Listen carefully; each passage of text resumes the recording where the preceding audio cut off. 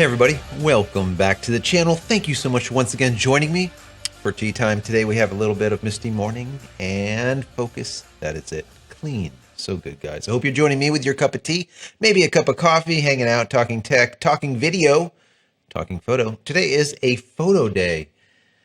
Today's video is almost in response to an article that I recently read about taking dust spots out of your image in post-production using Lightroom or any other photo editor of your choice.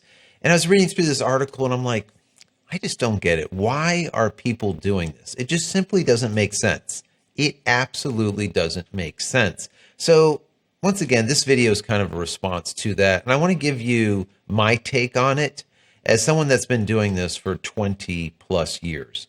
Well, before I do, I want to say that if you haven't downloaded any of my ebooks as of yet, go check them out. You can find them over at JCristina.com/books. Once again, JCristina.com/books. So I get this question all the time. Should I remove these spots in post-production or should I clean my sensor? And the answer is quite easy here, but I think people are fearful of cleaning their sensor. Of course, you want to get it right in camera. And the only way to get things right in camera is to make sure that everything is set up correctly when you take the exposure, right? That means that your lighting is perfect, you pick the right lens, the right location, the right everything, and of course, your camera is clean. So what ends up happening is a lot of people won't clean their sensor, and then later on in post-production, when they look at their images, let's say of a sky or whatnot, they'll see all of these spots and specks and smears and stuff. Well, all those spots and specks and smears, those are on the sensor itself.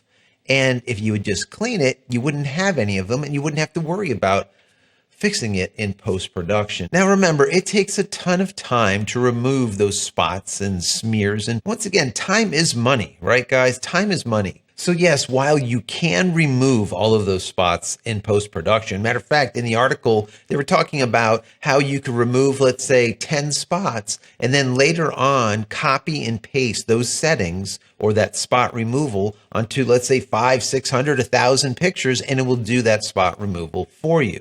And the answer to that is yes, they are correct.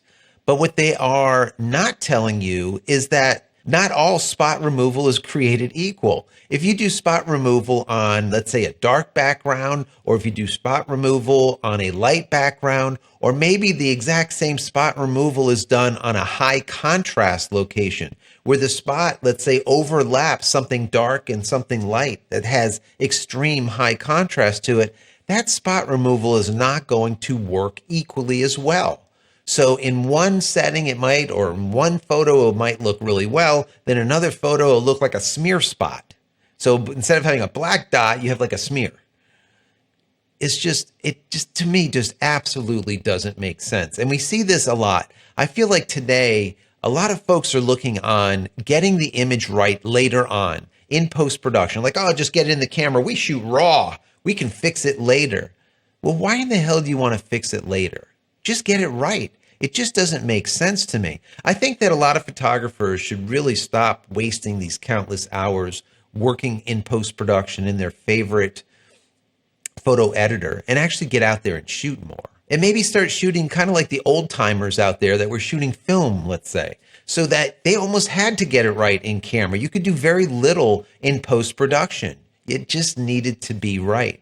I think that would really help a lot of us newer photographers, right? Take on a little bit of that type of mentality and say, you know what, let's just get this right. Let's not have to work so hard later. There are people out there that spend more time behind the computer than they do behind the camera.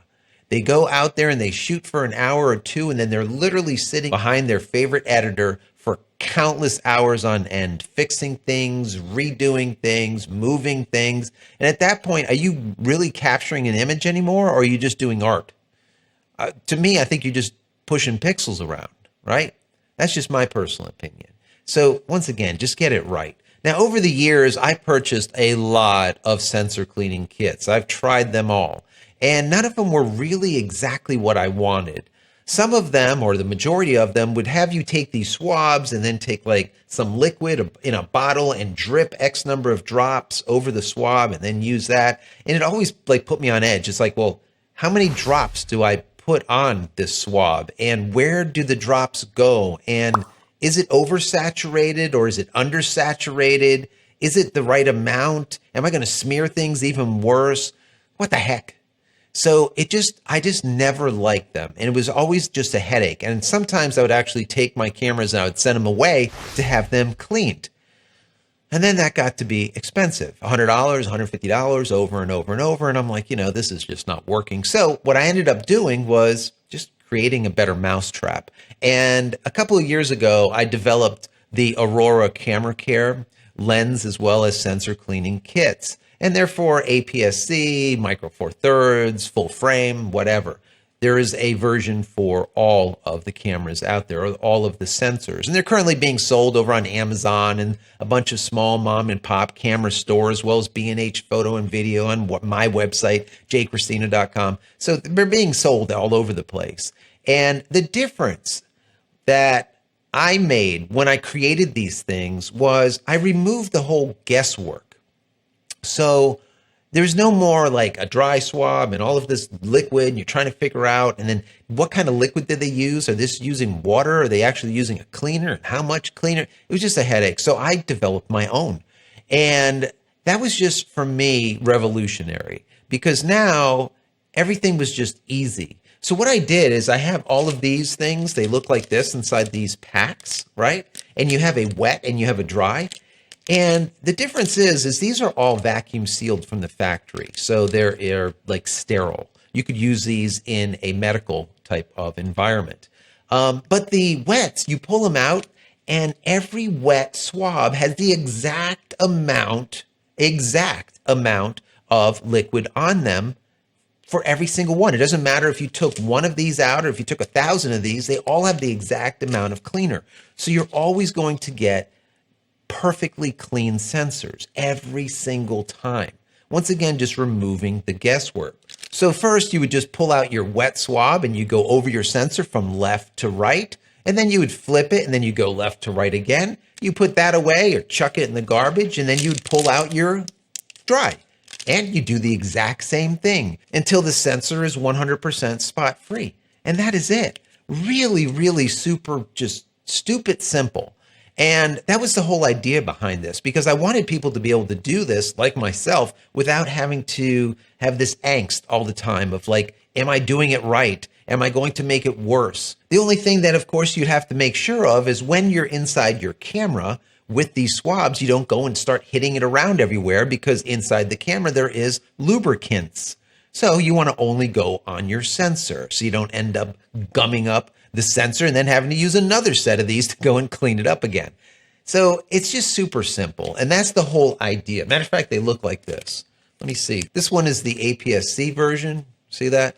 Now you can see this has a sensor cleaner as well as lens cleaner. There are kits that only have sensor cleaner. So I have it both ways. You can have the bundle or just sensor only.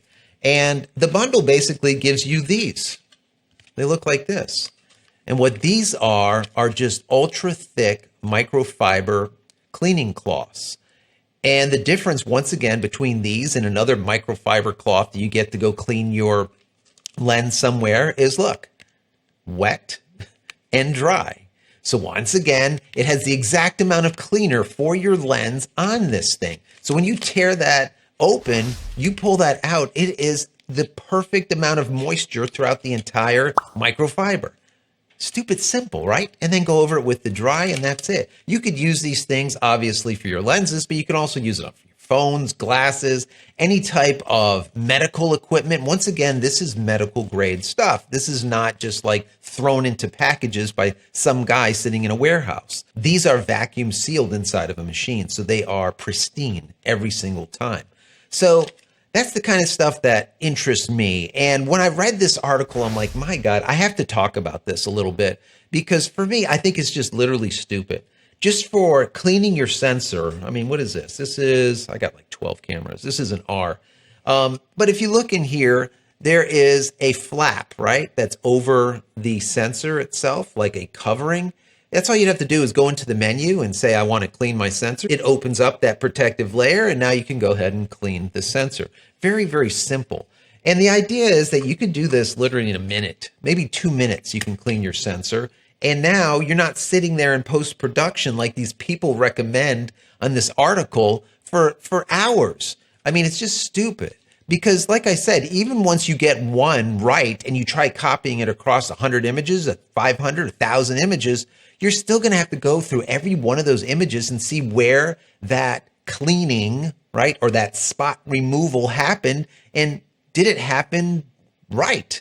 Was it done well? Or does it look like even a worse spot than before? And that happens all the time. Trust me on this. I've been doing this for over 2 decades. Trust me. So I hope you've gotten something out of this video. If you want to try any of my products, either the regular just sensor cleaning kit or the one that's a bundle, that's sensor cleaning as well as lens cleaning, go check them out. You can get it on B&H. You can get it on my website, JCristina.com, on Amazon. You can probably find it in some of your mom and pop local camera stores. There's not too many left out there, but they're there. Anyways, check those out. I want to hear kind of reports from you. I want to know your thoughts on it. Once again, these have been out there for a few years, and I've gotten just so much great feedback on how easy it was for people to do. And they felt so much better about actually having a clean sensor, number one, and that it was just so easy to do, and they didn't have this fear that they were going to ruin their camera or something. And they no longer had to send out their camera for cleaning. Remember, these things are about under $25, and you get like 4 or 5 cleanings. So what does that come to? You know, like $5, $6 a cleaning instead of 100 or 150? Just go try them. If you enjoyed this video, even in the least, please consider throwing it a thumbs up. That would be very, very helpful. And if you haven't subscribed to the channel as of yet, go and do so. Click this little button over here so when I go live or when a new video comes out, you will be notified of it immediately. Also, if you just want to say thank you, click this little button down there that says thank you, or even better, become a member of the channel. Also, share this video with your friends, family, colleagues, Reddit, Facebook, wherever, any of your community that might be interested in lens or sensor cleaning. And finally, head over to my website, JCristina.com, where you can find all the photography tools I've invented for you and me over the years, and hopefully there's something there that you might like, and if there is, please pick it up and support me and my family. That's it, guys. I'm out of here for yet another vlog. Many blessings to you and your family. Stay safe, stay healthy, and we'll see you in the next one. Love you all.